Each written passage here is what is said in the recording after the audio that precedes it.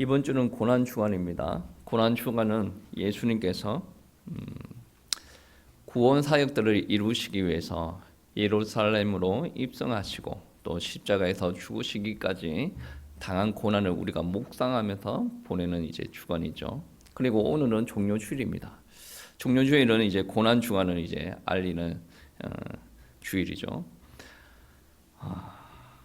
수많은 무리가 호산나 찬송하리로다 주의 이름으로 오시는 이여 라고 외치면서 예루살렘으로 입성하시는 예수님을 향하여 환호하던 그날에 사람들은 한 왕의 도래를 기대하면서 종려나무 가지를 흔들었습니다. 그러나 그들이 기대했던 왕과 하나님께서 보내시던 참 왕 사이에는 큰 차이가 있었습니다. 종료주일은 실제로 예루살렘에 들어가시는 예수님을 보고 사람들이 환호하는 기쁨의 날입니다. 근데 표면적으로 그렇고 실제로는 어떠냐면 실제로는 사탄의 머리를 깨시고 이 땅에 참 왕으로 등극하시려는 예수님께서 하나님의 말씀에 순종을 하고 희생을 결단하는 날입니다. 그러니까 종려나무 가지를 흔드는 사람들의 마음과 또 예루살렘으로 입성하시는 예수님 사이에도 크나큰 생각의 차이와 마음의 차이가 있었다는 거죠. 오늘 요한복음 18장 말씀을 우리가 대하는데 요한복음 18장 말씀으로 기점으로 예수님께서 고난받기 시작합니다. 오늘 말씀을 통하여서 정말로 우리는 겉으로 호산나 찬송하리로다 예수님 앞에 종려나무 가지를 흔들면서 예수님을 환호하는 모습보다 정말로 십자가에 순종하는 주님 그리고 하나님의 진리의 말씀에 순종하는 그 모습이 더 참된 신앙이다라는 것을 다시금 한번 깨닫는 시간이 되시길 축복합니다. 예수님께서 어두운 밤에 제자들과 함께 겟세마네 동산에 이릅니다. 여느 때와 좀 다른 것 같아요. 예수님께서 고통과 슬픈 마음을 가지고 제자들과 떨어져서 엎드려서 기도하기 시작합니다. 기도하는 것이 얼마나 간절했냐면 얼굴에서 흐르는 땀이 핏방울처럼 보일 정도로 그리고 그 핏방울 같은 땀이 땅에 흘러내릴 정도로 간절하게 기도하셨습니다. 여러분 기도 제목들 다 아시죠? 아버지여 만일 할만하시거든 이 잔을 내게서 지나가게 하시옵소서. 그러나 나의 원대로 하지 마시옵고 아버지의 원대로 하시옵소서. 이 기도를 간절하게 3번 기도합니다. 그리고 나서 끝내 예수님께서는 자기의 뜻을 펼치시지 못하시고 아버지의 뜻대로 내가 순종해야 되겠다라는 결단을 하시고 이제 순종할 준비를 다 마치셨어요. 그리고 제자들한테 오시고 나서 이제 가룟 유다가 데리고 오는 사람들을 기다리고 계셨습니다. 예수님은 모든 것을 다 아시고 계셨습니다. 오늘 말씀에서도 그런 이야기를 하죠. 다 알고 계셨다. 그리고 기다리고 계셨다. 그리고 드디어 예수님은 가룟 유다가 데리고 온 사람들과 맞닥뜨리게 되시는데 그때 예수님께서는 제자들에게 반항하지 말아라 라고 이야기를 하시고 순순히 결박되어서 끌려가십니다. 그때 예수님께서 하시는 말씀이 내가 아버지께서 주시는 잔을 마시지 아니하겠느냐라고 이야기하시죠. 분명히 다른 복음서에서는 예수님께서 어떻게 기도하셨습니까? 이 잔을 내게서 옮겨 주시옵소서라고 기도합니다. 그리고 나서 오늘 본문 말씀에서 아버지께서 주시는 잔을 내가 마시지 않겠느냐라고 이야기를 하죠. 그 기도의 끝으로 예수님께서 어떤 응답을 받았는지 우리는 명백하게 알 수 있다는 거죠. 만약에 예수님께서 오늘 본문 말씀에서 끌려가시고 고초당하시는 것이 사람들의 무력으로 인해서 일어나는 일이라고 진단이 되어졌다면 끌려가지 말았어야 됩니다. 그냥 피했어야 되죠. 그러나 예수님께서는 이러한 고난이 아버지께서 나에게 허락하신 잔이라고 인정하셨기 때문에 스스로 끌려가셨다라는 거죠. 자발적으로 예수님께서 끌려가셨다라는 증거는 성경 곳곳에 있습니다. 우리 예수님께서 예루살렘에 입성하시면서 사람들의 열렬한 환호를 받았습니다. 그리고 유대인들 안에서는 예수님을 추앙하고 새로운 선지자로 인정하였습니다. 갈릴리에서부터 양육해오던 제자들이 있었고, 유대인들 안에서는 예수님을 상당히 지지하는 사람들이 있었다라는 말씀입니다. 어쩌면 예수님께서 생애 최고의 인기를 예루살렘 입성할 때 누리고 계셨어요. 요한복음 18장 말씀에도 그때의 인기가 예수님의 최고조의 인기였다라는 말씀입니다. 예수님은 지금 예루살렘에서 더 높아질 수도 있었습니다. 예수님은 왕이 될 수도 있었습니다. 예수님은 지지를 받고 있었죠. 아마도 대한민국에서 대통령이 될 때 40%가 넘어가면 많은 득표를 했다라고 이야기를 하지 않습니까? 그 이상의 지지를 받고 있었어요. 그리고 예수님은 대한민국 대통령이 가지고 있는 능력보다 더 뛰어난 신적 능력을 가지고 계신 분이에요. 예수님은 그 땅의 왕으로도 세워질 수 있는 분인데, 예수님은 더 높아지기보다는 더 낮아지기를 원하셨어요. 고난의 종이 되셔서 속죄의 제물이 되시기를 결단하셨다라는 거죠. 예수님은 이 순간에 구약에서 나타난 모든 고난과 죽음을 자신에게 적용하면서 이번에 잡혀서 재판을 받고 십자가에 죽는 것이 하나님의 뜻이다 라는 것을 알고 인정했다라는 거죠. 만약에 예수님께서 하나님의 뜻대로 가는 것을 원치 않으셨다면 얼마든지 그 고난을 피하실 수가 있었습니다. 오늘 말씀에 보시면 어떤 말씀이 있냐면 1절 2절 말씀에 보시면 이런 말씀이 있습니다. 예수께서 이 말씀을 하시고 제자들과 함께 기드론 시내 건너편으로 가시니 그곳에 동산이 있는데 제자들과 함께 들어가시니라. 그곳은 가끔 예수께서 제자들과 모이는 곳이므로 예수를 파는 유다도 그것을 알더라 라고 이야기하시는 거죠. 오늘 말씀을 보시면 예수님께서도 체포당하는 그 순간을 피할 수 있었다라는 것은 우리는 짐작을 할 수가 있는 거죠. 왜 그러냐면 예수님은 다 아시는 거죠. 누가 오는 것도 알고 누가 자기를 파는 것도 알고. 근데 첫 번째 피하려면 어떻게 피하였어야 됐냐면 겟세마네 동산에 안 갔어야 됩니다. 왜 그러냐면 예수님께서 지금 유대 종교 지도자들이 자기를 잡으려고 한다라는 사실을 알았어요. 그리고 그 사람들이 왜 자신을 못 잡고 있는지도 알았습니다. 유대인들이 자기를 너무나도 추앙하니까 자기를 잡아가면 백성들이 반발한다라는 것을 알고 있었어요. 그래서 예수님께서는 백성들이 없는 그 시간을 그들에게 허용하시는 거예요. 예루살렘 성에 들어왔으면 예루살렘 성에서 더 많은 일들을 해 나가야 되는데 예수님께서는 예루살렘을 성을 나와서 겟세마네 동산에 가십니다. 그것도 어두운 밤에 조용한 시간에 예수님 주변에 자신을 추앙하는 백성들은 없습니다. 그러니까 예수님을 잡고자 하는 사람들에게는 가장 좋은 기회죠. 이거는 예수님께서 한가한 시간을 즐기고 있다가 갑작스럽게 잡힌 것이 아니라 예수님께서는 그들에게 자기를 잡아갈 기회를 주신 거예요. 그리고 기도 다 마치고 가룟 유다가 그 군대를 이끌고 오는 그 시간대를 기다리고 있었다라는 말씀입니다. 무엇보다 가룟 유다가 그 장소를 알고 있다 그러죠.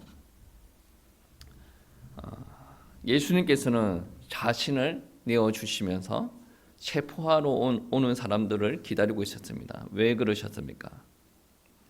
예수님께서 자신이 붙잡히시는 것이 하나님의 뜻이라는 것을 알고 있었기 때문에 얼마든지 피할 수 있는 능력과 얼마든지 피할 수 있는 인기를 가지고 있음에도 불구하고 그거를 다 내려놓고 본인이 붙잡히시기를 작정하셨다는 거죠.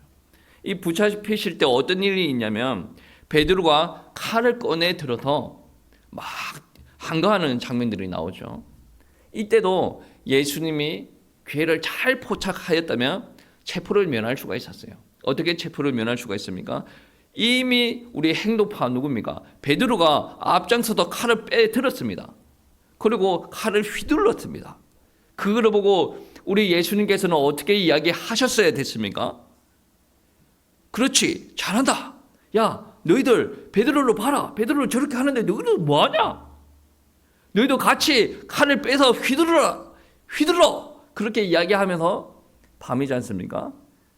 몰래 장소를 빠져나와서 자기 몸을 피할 수가 있었어요. 근데 예수님은 어떤 방법을 선택하셨습니까? 칼을 거두어라. 자기를 지키기 위해서 제자들을 앞서 내미는 것이 아니라 제자들을 자기 등 뒤에 숨기십니다. 그러면서 자기 몸을 내어주시는 예수님을 우리는 바라볼 수가 있죠. 예수님은 능력이 없어서 어쩔 수 없어서 끌려갔다. 그게 아닙니다. 예수님은 끌려가려고 선택을 하신 거예요. 예수님은 자기 몸을 내어주셨다라는 거죠. 그리고 오늘 본문 말씀에 보시면 이상한 현상들이 일어나고 있습니다.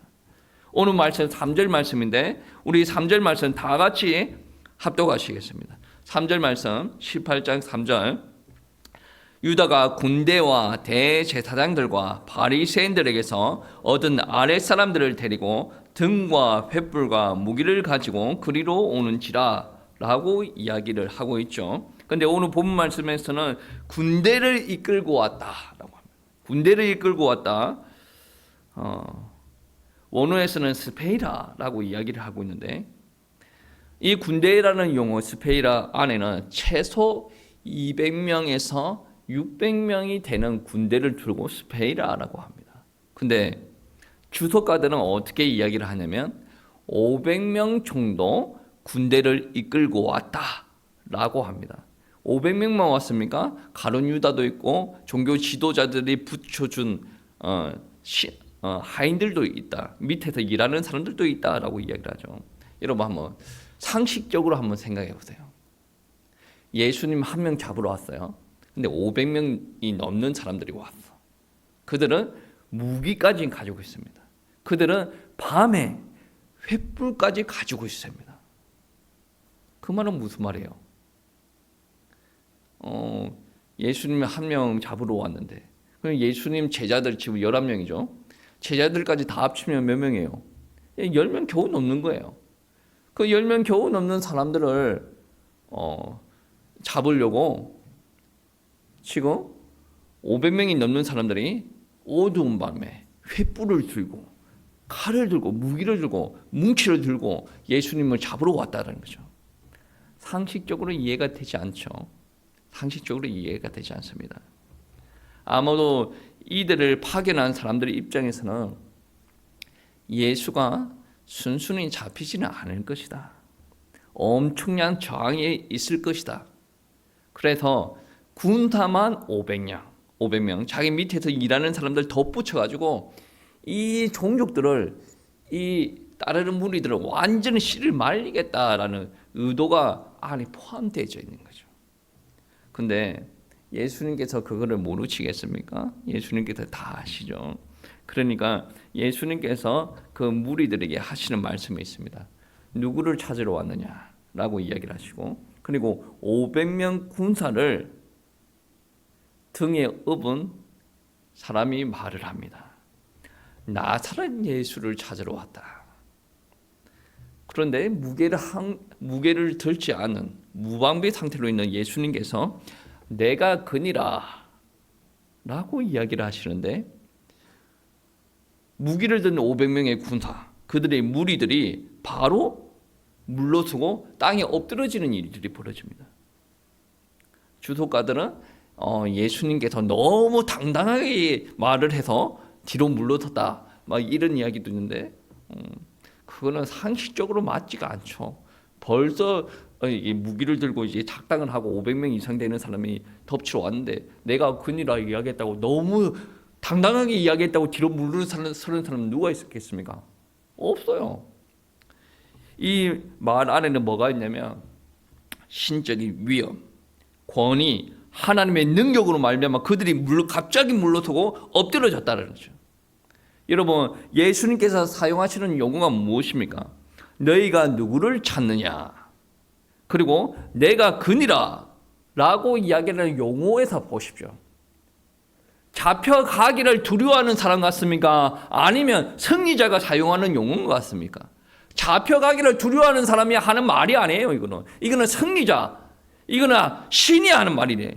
누구를 찾으러 왔느냐? 내가 그니라. 꼬꾸라치는 거죠. 이거는 요한복음 1장 1장에서 말씀하신 로고스인 그리스도께서 말씀하시고 그 말씀 아래에 그 500명이 넘는 사람들이 바로 꼬꾸라지는 일들이 일어났다는 거죠. 아니, 예수님께서 잡혀가기를 원하신다고 하시면서 왜 이런 능력을 행하셨다라는 겁니까? 좀 이상하지 않습니까? 뭐 앞뒤가 안 맞는데요? 예수님은 잡혀가기를 원하시는데 왜 그 사람들을 엎드려지게 하십니까? 다 이유가 있겠죠. 예수님께서는 9절 말씀에 이는 아버지께서 내게 주신 자 중에서 하나도 잃지 아니하였사옵나이다 하신 말씀을 응하게 하려 하십니다. 무슨 말이냐면 500명이 넘는 사람이 왔다라는 것은 예수님만 잡아간다라는 의미가 아니에요. 예수님을 따르는 무리들 씨를 말리겠다라는 의미가 포함되어 있는 거예요. 그러니까 예수님께서 내가 그니라 라고 이야기할 때 사람들이 꼬꾸라졌지 않습니까? 그리고 나서 예수님께서 이야기하시죠. 나만 데리고 와라. 이거는 무슨 의미입니까? 그런 능력을 드러내실 필요가 없는데 그런 능력을 드러내시는 것은 예수님의 의도가 있다는 거죠. 나는 순종을 하겠다. 나는 잡혀가겠다. 그런데 내 제자들은 손 대지 말아라 라는 거죠. 아버지께서 주신 한 영혼이라도 잃지 않기 위해서 사람들에게 보이지 않는 강력한 힘을 예수님께서 사용하셨다. 본인이 살기 위해서 사용하신 것이 아니라 제자들을 살리기 위해서 사용하셨다는 거죠. 여러분, 이 장면들을 사탄이 보고 있었습니다. 사탄이 이 상황에서 노린 것이 무엇이겠습니까? 아마도 사탄은 물리적인 충돌이 있기를 원했을 겁니다. 500명이 왔다. 그러면 이제 베드로가 칼을 꺼냈다. 그러면 다른 애들도 꺼냈다. 칼싸움 하겠죠. 뭐 큰 칼도 아니겠지만 싸움이 되겠습니까? 군대가 왔는데 직업이 싸우는 일을 하는 사람이에요. 그 사람과 우리 예수님 따라다니는 어부 뭐 그들 중에 군인은 없지 않습니까? 그 사람들이 어떻게 싸움을 전문직으로 하는 사람들을 이길 수가 있겠습니까? 그런데 그렇게 확 싸우다 보면 다치는 사람이 있겠죠. 군인도 다치겠죠. 대제사장이 보낸 사람도 다치겠죠. 제자들 중에 다친 사람이 있겠죠. 만약에 사건들이 그렇게 전개되어지면 어떤 일들이 일어나겠습니까? 예수님만 잡혀가는 것이 아니라 제자들도 완전히 다 죽어갈 수도 있어요. 그러나 베드로는 그까지 생각을 안 했던 것 같아요. 못했겠죠. 그래서 군병들이 예수님을 잡으러 올 때 무기력하게 끌려가게 하실 수가 없다. 왜냐? 우리 베드로는 우리를 실망시킨 적이 한 번도 없어요. 왜? 행동파거든. 우리가 예상한 기대치를 한 번도 넘긴 적이 없어요. 베드로는 행동파니까 하겠거니. 베드로만 우리 기대에 믿음에 부응합니다. 칼을 꺼내가지고 막 행동을 합니다. 그리고 베드로가 예수님 앞에 받았던 사랑과 은혜가 엄청나지 않습니까? 예수님은 이렇게 잡히게 하실 수가 없다. 칼을 빼들었습니다. 그리고 예수님을 잡으려고 하던 말고를 칩니다. 성경 말씀에서는 귀를 잘랐다라고 이야기를 하는데 귀를 자르면 여러분, 귀를 자르면 아무 일도 일어나지 않습니다. 이 안에도 하나님의 능력이 있었다고 봐야 돼요. 베드로가 순간 칼을 들어서 치명적인 약점을 공격을 한 거예요. 치명적인 약점을 공격을 했는데 그가 모르는 다른 힘이 작용하여서 귀만 자르게 됐던 거예요. 그래서 예수님께서 그 말고의 귀가 떨어진 것을 보시고 또 그 상황을 사랑과 능력을 행하시는 상황을 만드셨죠. 말고의 귀가 회복됩니다. 그러면 누구에게 좋냐? 예수님에게도 좋지만 베드로에게도 좋죠. 그리고 무엇보다 말고가 어떻습니까? 자기 귀가 잘렸어요. 근데 귀가 다시 이게 제대로 정상적인 귀가 됐습니다. 이거를 보고 말고는 어떻게 했습니까? 물론 예수님을 잡으러 왔어요. 말고한테 믿음이 들어가지 않겠습니까? 여러분, 예수님께서는 베드로에게 그 칼을 꽂으라고 하십니다. 그리고 칼을 휘두르지 마라. 내가 아버지께서 주신 잔을 마시지 않겠느냐라고 이야기하시죠. 만약에 베드로가 칼을 휘두르었어요. 더 휘둘게 내버려 두면 어떻게 되겠습니까? 예수님은 본인이 잡혀가기를 지금 이미 작정하셨고, 그런데 이 베드로가 칼을 휘두르는 바람에 주변에 있는 제자들이 다 죽게 생겼습니다. 예수님께서는 제자를 남겨둬야 됩니다. 왜 그렇습니까? 예수님께서 십자가에서 죽으시고 부활 성천하시고 난 다음에 이 땅의 사역들을 누가 감당하게 됩니까? 제자들이 감당을 해야 되죠. 제자들이 감당을 해야 되는데 이 한 번의 실수로 마귀의 동료로 말미암아 한 번의 실수가 일어나는데 이 실수로 말미암아 하나님의 뜻을 저버릴 수가 없다라는 것입니다. 그런데 예수님의 뜻을 제대로 파악하지 못했던 우리 인간들의 생각을 보면 어떻습니까? 예수님께서 그렇게 끌려가시는 모습을 보고 참으로 무기력하다, 무능하다 라고 판단을 할 수가 있습니다. 예수님께서 하시는 말씀이 있지 않습니까?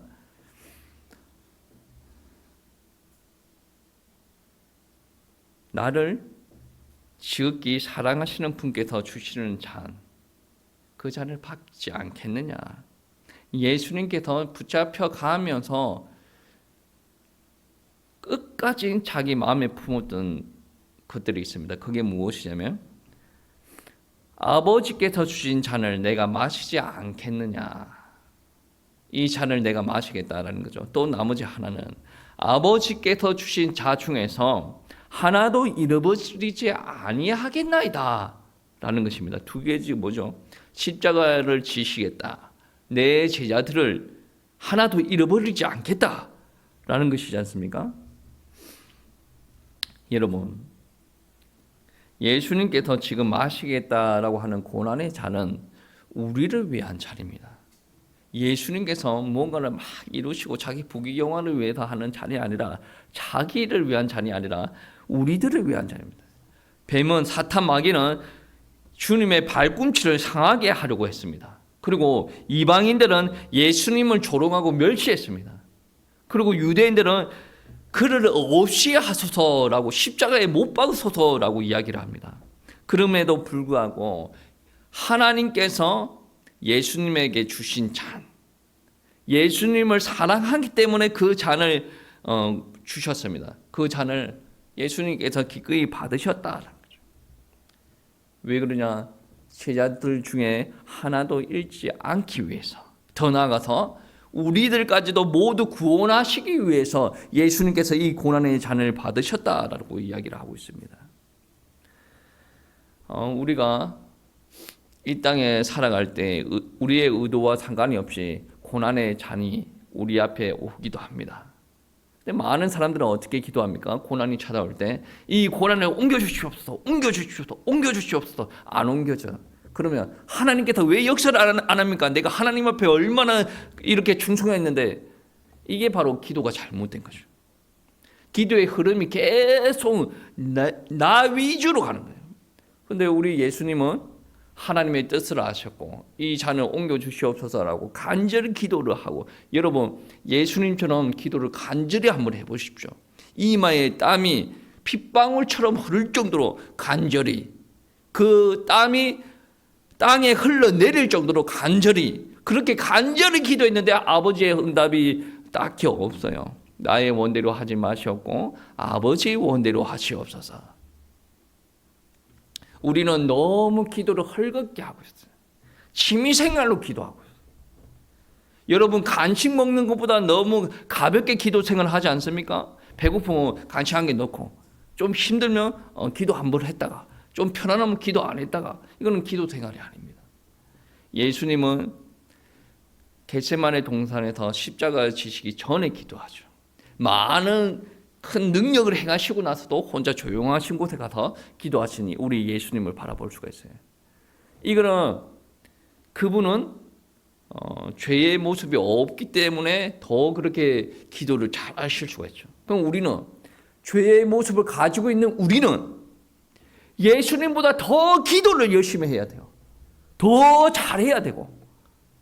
예수님은 어떻습니까? 자기가 하고 싶어 하는 일들이 있습니다. 이 잔을 치우고 싶어요. 그럼에도 불구하고 예수님은 받아들여요. 간절히 기도하시고. 여러분, 저와 여러분은 어떻습니까? 간절히 기도가 있습니까?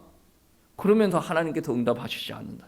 이 하나님이 잘못되었다 라고 이야기하실 것이 아니라 예수님께서 보여주신 모습을 바라보고 우리는 따라 순종하고 나아가야 된다라는 말씀입니다. 여러분, 이 고난의 잔은 분명히 우리를 고치기 위한 고난의 잔이었어요. 이 잔을 주님께서 다 마시셔야 우리를 치유할 수가 있다라는 말씀입니다. 어중간하게 지상에 성육신하고 태어나서 고생 많이 하시고 30살부터 사역하시고, 그 다음에 그 사역의 클라이막스가 고난의 잔을 마시는 거예요. 이 고난의 잔이 달달하고 맛있는 잔이 아닙니다. 쓴 잔입니다. 여러분, 한약 드셔보셨지 않습니까? 쓴 잔. 그 한 잔 마셔도 됩니까? 한약방에서 지어왔던 2달 그 약봉지를 다 털어넣어야 효력이 발생하지 않습니까? 이 고난의 잔, 하나님께서 계획하신 그 잔을 모두 다 삼키셔야 우리가 치유되는 역사가 일어난다는 거죠. 여러분 앞에 고난의 잔이 놓여졌습니다. 이 고난의 잔이 왜 놓여졌습니까? 여러분은 고치려는 잔이에요. 없애주세요 기도할 게 아니라 이 고난의 잔을, 쓴 잔을, 이 잔을 마시면 나한테 고통이 오는 것을 알고 있는데 이 잔을 마셔야 여러분이 온전히 치유가 된다라는 말씀이죠. 이 잔을 마시기 싫어. 그러면 어떻게 해야 됩니까? 베드로처럼 칼을 뽑고 막 휘둘러야 돼. 어디 나를 이렇게 잡으려고 하고 있냐? 어디 이렇게 나를 함부로 대하고 있냐? 막 그러면서 자존심 당해가지고 막 이러면 어떤 일이 다니죠? 잔은 안 마실 수가 있어요. 그런데 하나님의 치유는 일어나지 않습니다. 여러분, 많은 사건들로 통해서, 사람들로 통해서, 갈등들로 통해서 여러분 앞에 고난의 잔이 다 놓였어요. 하나님의 뜻이라면 그를 겸허히 받아들여야 되죠. 그게 바로 겸손입니다. 자꾸 이 잔을 치우려는 것은 하나님의 뜻도 모르고, 그러니까 무지하다, 뜻도 모르고 겸손하지도 않은 교만을 가지고 있다. 왜 하나님께서는 하나님의 방법대로 우리를 고치시려고 하는데 나는 내 방법대로 살려고 합니까? 내 방법대로 능력 키우고, 내 방법대로 성리하고, 내 방법대로 막 행복을 누리고, 하나님은 그게 아니라 그런다면 우리는 받아들여야죠. 예수님도 충분히 왕이 될 수가 있었어요. 받아들이지 않습니까? 아는 거죠. 주님과 하나였던 분이라 더 그렇지만 우리는 모른다 그러면 더 기도를 하고 나가야죠. 차라리 모르는 게 속 편한 거라고 하나님 앞에 기도 안 하고 내 뜻대로 막 살다가 행복해 재미나 이 정도 살면 성공한 거 아니야? 막 그렇게 사는 사람 있지 않습니까? 본인 입장에서는 그렇게 생각할 수도 있는데 하나님 입장에서는 전혀 하나님을 믿는 사람 같지는 않아요. 하나님의 나라에서 그런 사람은 전혀 도움되지 않습니다. 교회 와가지고 그렇게 산다, 자기 나름에서는 좋은 일일 수는 있죠. 그냥 하나님의 나라에 덕이 안 되는 사람이에요. 우리는 고난의 잔을 왔으면 겸손하게 그 고난의 잔을 입에 넣으시고 우리에게 온전한 치유가 일어나기를 기도해야 됩니다. 그리고 그 온전한 치유가 일어난 다음에 또 하나님께서 다른 역사를 일으키실 겁니다. 응답을 주시고 우리를 귀하게 사용하실 거다. 고난의 잔을 무조건 치워주세요라고 기도하는 내 중심적인 우리의 자아가 강한 그런 신앙인들 되지 마십시오. 받겠습니다. 하나님께서 역사하십시오. 그러나 나는 감당하지 못하겠는데 하나님께서 큰 은혜를 주십시오. 그리고 주님께서는 자신에게 주신 자 중에서 하나도 잃어버리지 않겠다. 그러기 위해서 능력을 행하셨지 않습니까? 그 500명이 넘는 군대를 다 꼬꾸라치게 하셨지 않습니까? 그리고 손대지 말라라고 하셨지 않습니까? 자기만 데리고 와라라고 하십니다. 이게 쉬운 일이 아니에요. 왕좌에 오른 많은 사람들은 자기 군사들, 신하들을 앞장 세워서 그들의 목숨을 없애기를 원해요. 자기는 살아남기를 원합니다. 우리 일상생활에서 한번 보세요. 우리 주변에 있는 사람들을 귀하게 여깁니까? 우리 교회 안에 있는 지체들, 우리 교회, 여러분의 가정에 있는 지체들을 귀하게 여깁니까? 이 사람들을 하나도 잃어버리지 않기 위해서 내 것을, 나를 희생하고 있습니까? 보통 성숙하지 못한 사람들은 그러죠. 편하기 때문에, 내 자식이기 때문에, 내 부모이기 때문에, 교회 안에서 나랑 많이 친한 사람이기 때문에 함부로 대. 함부로 대하면 어떤 일들이 일어나죠? 상처를 입어요. 그 상처가 계속 쌓이다 보면 어떻게 됩니까? 상처를 받지 않기 위해서 마음에 담을 쌓아버려요. 당신이 어떤 말을 하든지 나는 상관하지 않겠습니다. 그렇게 사람들이 담을 쌓아가. 나는 잘한다고 열심히 했는데 내 말로 말미암아, 내 행동으로 말미암아 주변 사람들이 상처를 다 받고 담을 쌓아갑니다. 그러면 내 존재의 가치가 더 떨어지게 돼 있어요. 가정이 힘들어지게 돼 있습니다. 교회가 힘들어지게 돼 있습니다. 여러분의 직장이 힘들어지게 돼 있습니다. 왜 그런 줄 아십니까? 여러분이 주변 사람들을 귀하게 여기지 않아서 그렇습니다.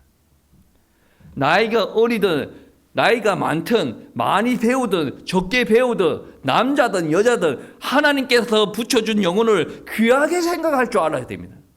그런데 내 주변에 내 새끼들 막 이렇게 다 있어. 내가 죽는 그 순간까지 내 옆을 지킬 거라는 200,000%의 확신을 가지고 자식들한테 함부로 대. 우리 교회에 있는 사람들이라 교회는 주님을 위해서 같이 갑시다. 그렇게 할 거라고 생각하고 함부로 대. 나중에 땅을 치고 후회하죠. 이거는 성숙한 사람들은 이 선을 잘 지키는 거죠. 여러분, 주변 사람들 귀하게 생각하십시오. 귀하게 생각해야 돼요. 말도 귀하게 생각하세요. 우리 경상도 사람들은 말을 함부로 해요. 그 함부로 하는 말을 언제까지 들어줄 거라고 생각하십니까? 귀하게 생각하세요. 정말 귀하게 생각하세요. 다른 어떤 교회에서는 말도 못하게 하는 경우가 있어요. 왜 그렇습니까? 성수가 안 된 사람들이 말을 하면 상처를 주기 때문에. 여러분 귀하게 생각하세요. 정말 귀하게 생각하세요. 주변 사람들이 귀하면 예수님께서는 자기를 내주시면서 주변 사람들을 챙겼어요. 우리도 그거를 닮아가야 돼요. 주님께서 자기에게 온 쓴 잔을 하나님의 뜻을 이루기 위해서 마셨어요. 그리고 주변 사람들을 살리기 위해서 주변 사람들의 앞으로 있을 사역들의 길을 여시기 위해서 자기를 던져주셨습니다. 우리도 겸손하게 쓴 잔을 받으셔야 되고 우리도 주변 사람들을 귀하게 여기시면서 여러분을 희생시키세요. 그게 주님께서 걸어가신 길입니다. 고난주간은 예수님께서 고난을 받으시면서 어떻게 행동하신 것을 깊이 묵상하시면서 우리가 그 모습을 닮아가려고 결단하셔야 됩니다. 물론 잘 안 되겠죠. 그러나 결단하시고 노력하십시오. 그 노력하실 때 하나님께서 성령으로 우리에게 더 큰 은혜 주시고 여러분의 삶의 현장 가운데서 또 하나님께서 이루실 큰 능력을 드러내실 줄 믿습니다.